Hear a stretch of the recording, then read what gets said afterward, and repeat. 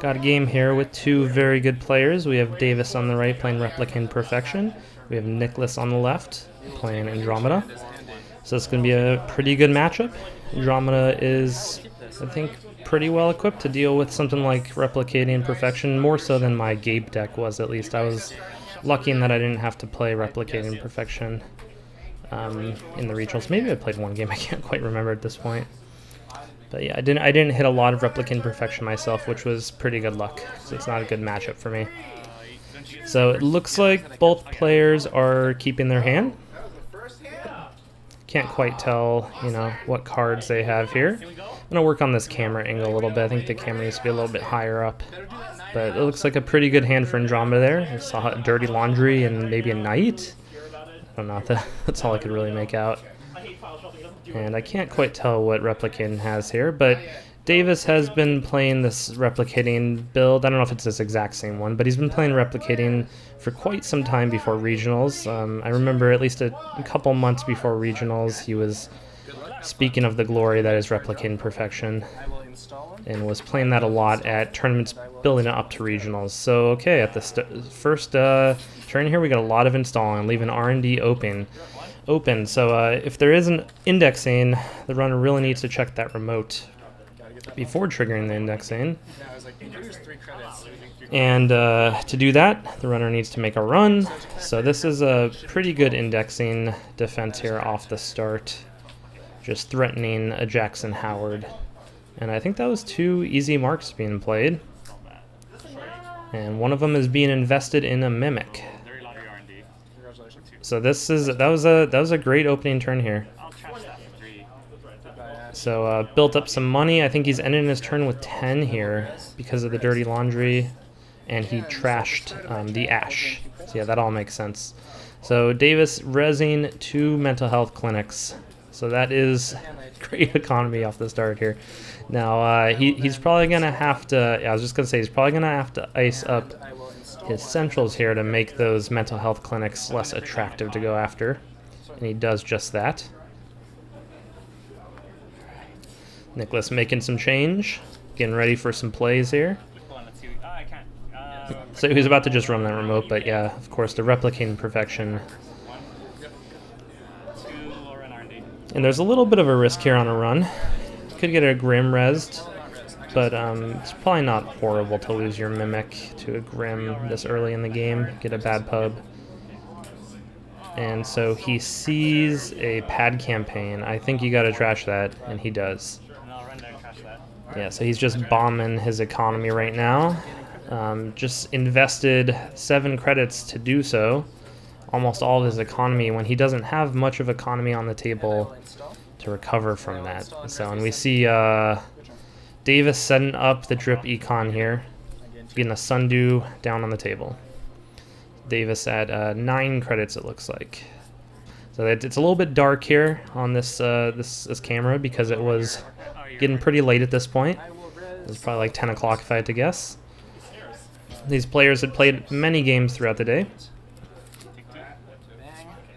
Alright, so we got a wall of static being rezzed there.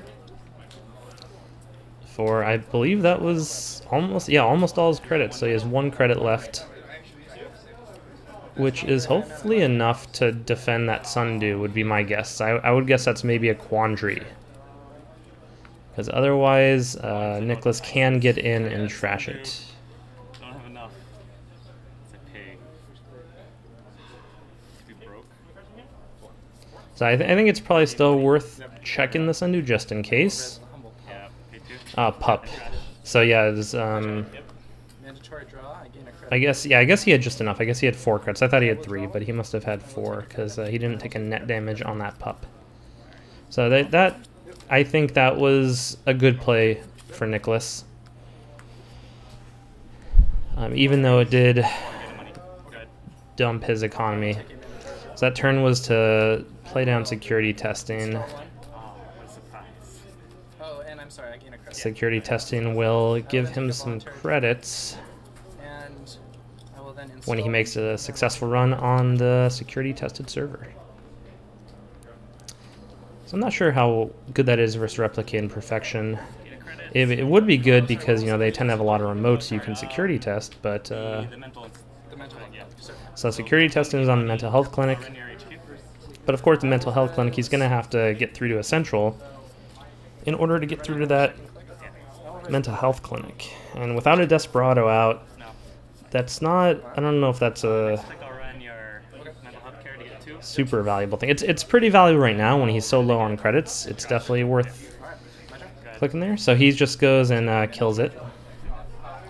Both players low on econ, but Nicholas is doing a pretty good job of keeping Davis's remote econ down. So I like that play. You gotta keep on replicating perfection. Unless you can rush out agendas super early and kind of get lucky that way, you gotta keep on their econ. All right, so Davis putting out another drip econ asset. Marked accounts there is not super attractive to trash. Marked accounts, I think, is a super interesting card. Very, you know, free to res, 5 to trash. That's a great ratio. Its economic power is significantly less than something like Pad Campaign, but it's still, you know, it's basically a click for 3 credits over 3 turns. So that's not quite as good as you know, just a click for 3 credits, but that's still a pretty good exchange rate, especially when you're playing a little bit of a longer game, as these Replicate Perfection decks tend to do. So he does security test that marked accounts and discards. I think that's a Siphon he just discarded. I could be wrong on that. There's a little bit of glare on the camera due to the lighting conditions at the time. Another marked accounts going down. There may be another security testing out there. It looked like a blue card, you know. All I really saw was the color. I'm sure somebody watching this knows and is yelling at me right now. All right, a little bit more build-up. So yeah, trashing those marked accounts right now with the, you know, if an imp went down on the table right now or something like that, then, you know, I would expect them to get trashed. And he runs on archives, and yeah, so he security tested archives there, and a pup got res. So now security testing is basically turned off on archives, unless if a data sucker and Desperado go down would make that profitable once again. So I think that I'm not sure if he you know, spent the credits to break pup or if he just paid 1 on pup, but that's gonna be an interesting decision pretty soon when Willow the Wisp is in play. Well, I guess Willow the Wisp is out now, but it wasn't at this tournament. But you know, I think the decision now between even using Yogg to break pop-up window or breaking pup here with the Mimic, you'd have to declare that you're not breaking it with the Mimic if you think there is a Willow down at the bottom of that server. Interesting new decision to consider while playing Netrunner. So, Runner has built up his economy, and he is getting Davis to res ice to keep his economy suppressed. We do have something down in that remote on the far end closest to the camera, so he does access an APD and scores it, and he combos that with shutting down that wall of thorns. So that was great. That was a very strong turn for the Runner. It was expensive to steal that NAPD. You'd much rather have seen a Nisei there, I'm sure, but that was still a very strong play. Now R&D is open for this following turn, I believe. He's clicking the marked accounts once again. I've loaded 3 credits. I will then take a credit. So up to 6 credits. And yeah, I'll do the other one too. So you have 7 monies? Yep, I have 6 monies. And before the start of your turn, I will res a Sunday. Okay, so Sundew is back online, and we have 2 marked accounts, so that's 4 money coming in over the course of both their turns for Davis without spending clicks. So he knows he cannot res R&D.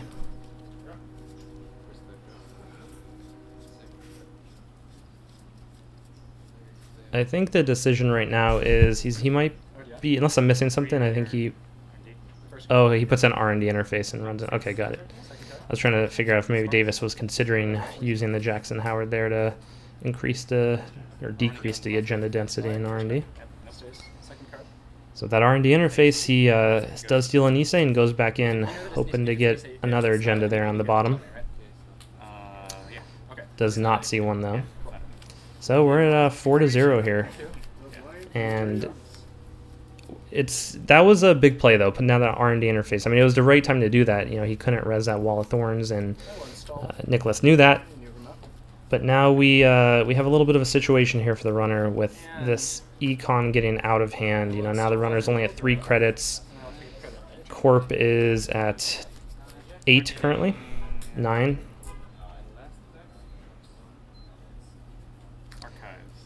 Yeah, so he security tests archives. I think that's probably the right play. You just kind of, until you get data suckers or Desperado out, you're probably not going to be running in there.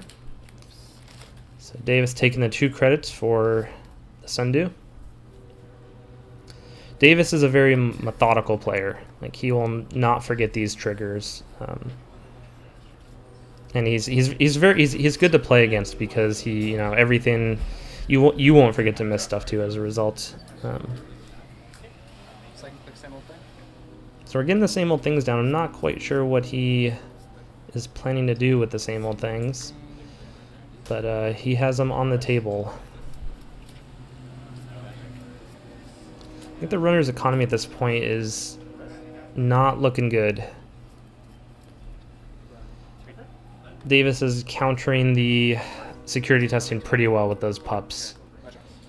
You know, it doesn't really make sense to security test one of those marked accounts, you know, run through a pup using the money you're getting from the security testing. It just shuts down it shuts it down as an economic engine. All right, some more money getting played here with a hedge fund. And some more installing going on.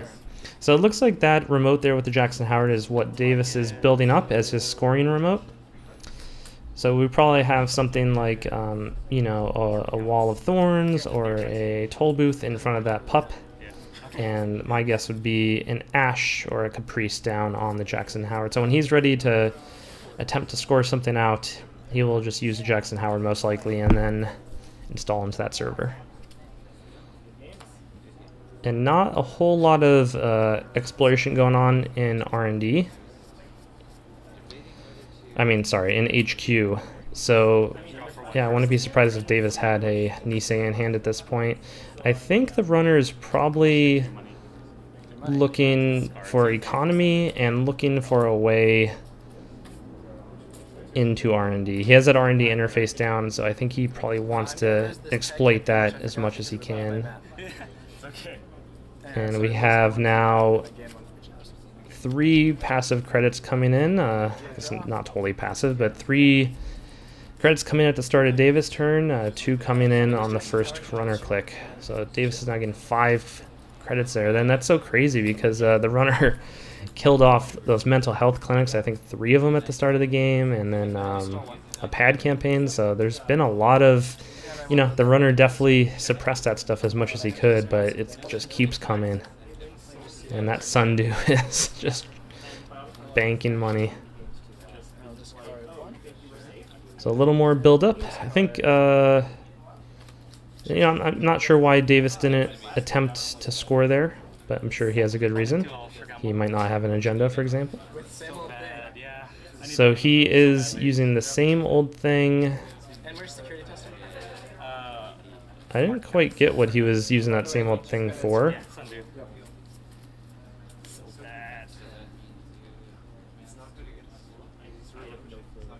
I think he just took credits with it. I think he took a sure gamble. That must be it. Sorry, sometimes the players just kind of declare things and I don't quite hear it in my headphones what they're doing, and so now he has his corroder up, which is definitely a way to get through the wall static. It will cost 5. It's not ideal, but you know, that could win the game if he gets through. He just needs to get access R&D one more time to potentially win. So he's using the Jackson Howard right now. I didn't quite see what he put back in, but my guess would be some of that drip econ probably. some of those maybe mental health clinics and pad campaigns, and maybe that ash that was down there. That's the kind of stuff that Davis, I think, wants to see at this point, is ash and caprice. And so, yeah, we have a server down. He installed advanced. So that is probably an ash, a caprice, and then a Nisei. So 2 Niseis in that server, essentially. And so he's probably just going to score that out, would be my guess. It depends a lot on what ice is in front. The runner has a good amount of money at this point, so he finally gets a data sucker line. I'm sure he would have liked to see that much earlier in the game. Okay, so Davis is definitely going to res the Wall of Thorns for 8. So he breaks. Now this is getting him a data sucker and 2 cards, so that, I think that's a pretty good exchange. You need to do it. Alright, so he is deciding what to do with this card he is accessing now. Decided not to trash it or steal it. Might have been an APD. Might have been a pad campaign or something like that. And man, when you see the Corp getting all this money, it's really, really difficult to... Oh, okay, so he scored the NAPD. I'm sure he would have rather seen a Nisei there, but is happy to have 2 points. 2 points is better than no points.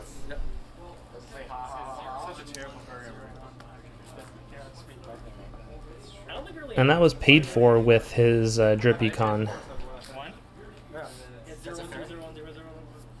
Okay, so he put a fairy down. I think the only reason I know that is because, yeah, Davis said that is a fairy, so that was helpful of Davis. Yeah, that's a fairy down on the table. And I think, I might have missed it, but I think Davis forgot to take the Sundew money on that click.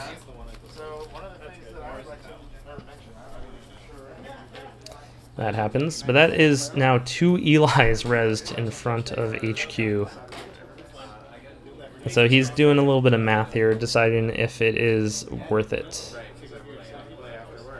So he could spend 2 clicks and 4 money and get in and access 1 card.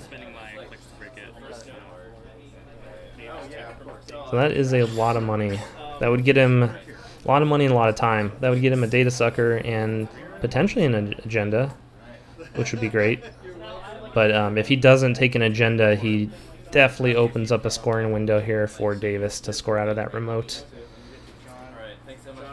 So it's a tough decision.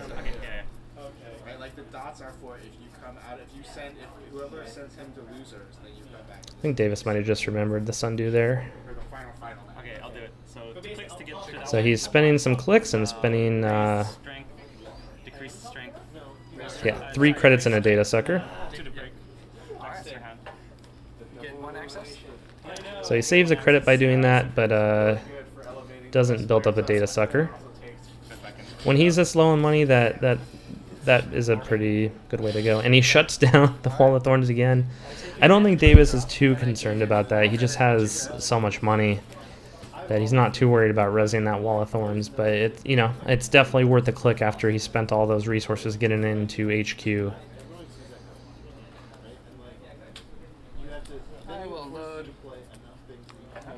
Alright, so he is loading up those marked accounts, and he has other marked accounts in hand. I wouldn't be surprised if he installed that. Well, it's a little bit overkill at this point. I think if he had ice, putting it over R&D at this point would be a fine thing to do. Even something like a Yagura or another pop-up. Anything like that would be great, just to tax a little bit more. So at this point, if I am the runner, I think I just try and build up to 5 credits and then run R&D as much as I can. Because this game is definitely getting out of hand, and that seems to be the best path to victory here.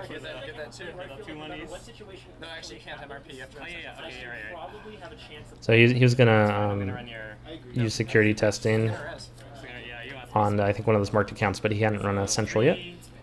Okay, so he is getting into R&D, again using that data sucker to save a credit. And look at a couple cards. Oh no, we play the side game. Oh, well, we play the side game for the fate of the game. Alright, so it's a side game here for Future Perfect, and this will win it if the runner gets it right. Oh, the runner... I only have 1 credit, yeah. I could have played 0 and tried to like ultra bluff you. I played 0 though. Oh no, I could have played 1. So yeah, the runner at that point only had 1 credit, and Davis knew he could play 2 just to guarantee he doesn't lose the game, which was probably the right thing to do. So the runner paid 0. Credit. Money coming in. So Davis has almost recovered here from resing that Wall of Thorns now a 3rd time. I will install advance, your turn. And that is, I think, definitely the Future Perfect.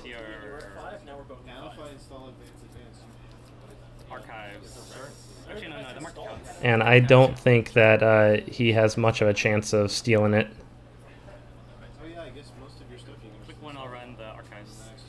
You never know. It could be like a, well, even if it's a a pop-up window in front of the pup, he still has to trash the Ash, and he still has to beat Caprice.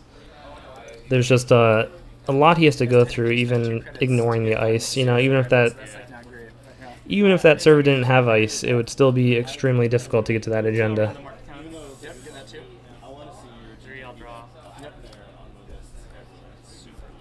Okay, sorry, I missed. He ran the central. I missed what he ran exactly, but he got 2 credits off security testing one of the marked accounts. I gained 1, 2, 3, and I used them to advance and score the Future Perfect. All right, so he scores out the Future Perfect. So now it is 5-4. Man, replicating is so difficult to play against. Just, you're as a runner, you're kind of stuck in a hole at this point. You can't really justify going to kill like. The only thing I think you could justify is that Sundew, but it's so costly to even get over there.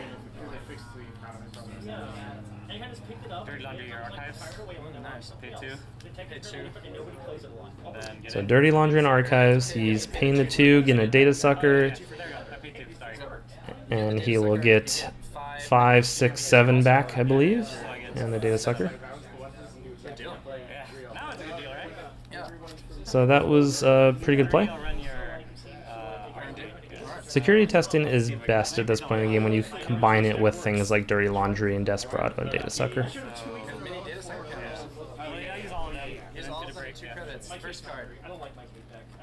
Alright, so he's going into R&D.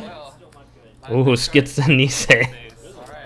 Alright, so this is, it's just got super interesting here. There's match point on both sides of the table. And so 5 credits on the runner side, and so I gotta quickly do the math. I think 11 credits on the corp side, with 3 coming in, so that puts them at 14. So yeah, if Davis installs an agenda right now, I think he can probably guarantee the score. Yeah, I'm assuming that's an Ash and Caprice. I'm pretty confident in that assessment. So it looks like probably another Future Perfect going down. And yeah, the runner needs so much. The runner needs, 3 credits to trash Ash. He's not going to beat the Ash trace, so 3 credits to trash Ash. 1 credit to trash the Caprice, and then credits to play the side game. And at least, 2 credits to get through the pup, and then N credits to get through whatever's in front. It's a lot of money. So I think he's probably going to be going into R&D this turn. He will see 2 cards, and so there's a chance. I think that's his best play, and I would expect him to do that. I think he's just doing the math here. He really needs, like ideally he'd have 4 credits to steal a possible 3rd NAPD, but he might not be able to get up to that. Yeah, so he's going into R&D, I think like click 2.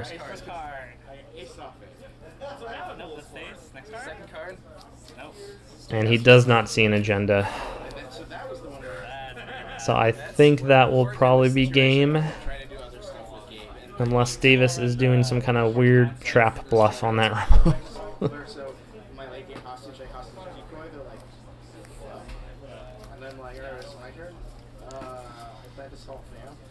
Yeah, that was the right play on the runner side. There's not much you can do in that situation, I think. Even if that ice above the pup didn't exist, which you have to kind of assume is something like a toll booth. But even if that didn't exist, I think there would be no way for him to get into that remote. So he's going in anyway because he might as well. So it's just him and Tsubaku. But so that's 3 credits just to get into the server. Oh, you could take net damage. But even if he could pay 1 to get through the Baku and then take a couple net damage, and then you're playing Nisei game. Alright, so you spent 1. Spent 2, Yeah, so he concedes, or he gives the turn back over to Davis to score out the future perfect. Davis going through R&D. There wasn't much on top. There's still quite a few cards left in R&D. Yeah, so that was a good play from both sides of the table there. Certainly could have gone either way. You know, the game definitely was moving towards the corp the longer it went, but there was always a little bit of a weakness there on R&D. You know, there might not have been a way to really reinforce that much more, though. Might not have been drawn the ice he needed to tax that any more than 1 or 2 credits. But so the game goes to Davis, and that definitely moves Davis on. I think that might have taken Nicholas out of the tournament. And yeah, so the next game, I can't remember who's playing, but I think I have at least 1 more game with Davis coming up. And another 4 games, I believe, until another 3 games, I think, until we get to the final. I have the final match recorded, and I'm looking forward to commentate that. I think at that point in the night, it was like midnight, and it might have been kind of like zombies playing the game, but really good zombies playing the game. So we'll get to that one soon. Thanks for watching.